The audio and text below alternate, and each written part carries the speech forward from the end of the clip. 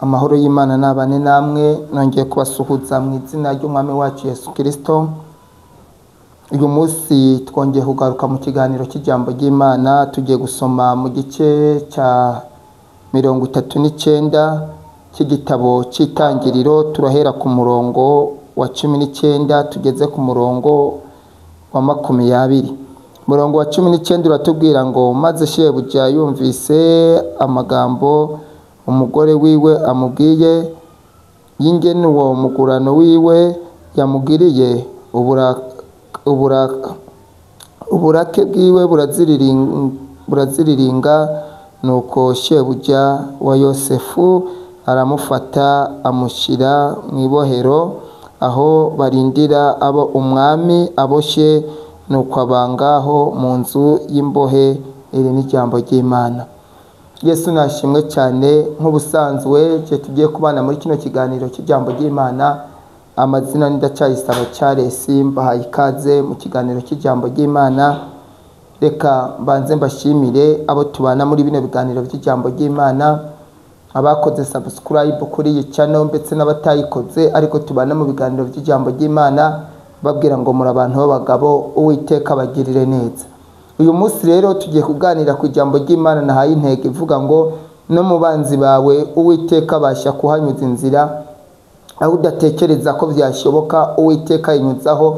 Ahantu reba ukabona tanzira yavaho, Uwiteka we hari igihe areba akahabona iki, akahabona inzira.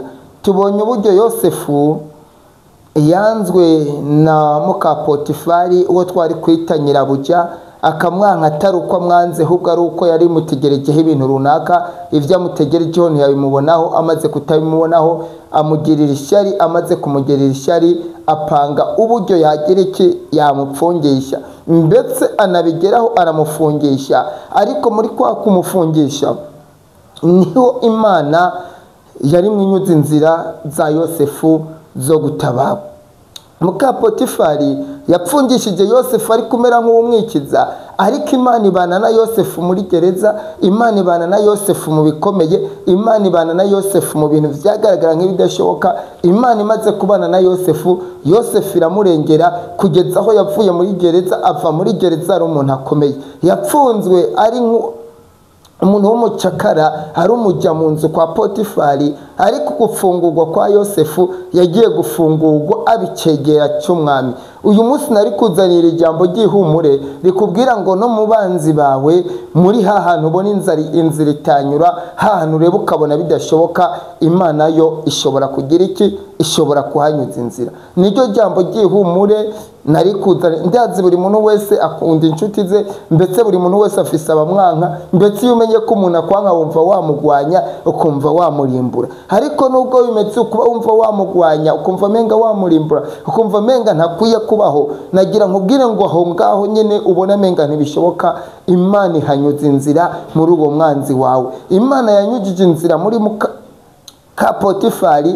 Iyo muka Potifari aza kumenya yuko Yosefu azafungurwa bicegera cy'umwami, ndetse nta nubwo ari kumufungisha, ariko kuko atabimenye niwe yabaye transport igeza Yosefu kubicegera cy'umwami. Nagira nkubwire ngo ntutinye, utinye amagambo, utinye abakwanka, utinye abakuvuga nabi, utinye aho ubona menga ntibishoboka. No mu banzi bawe Imana ishobora kuhanyuza inzira. Aho ubona ibintu ntibidashoboka, Imana yo irazi ikabikora bikemera, ndetse bigashoboka.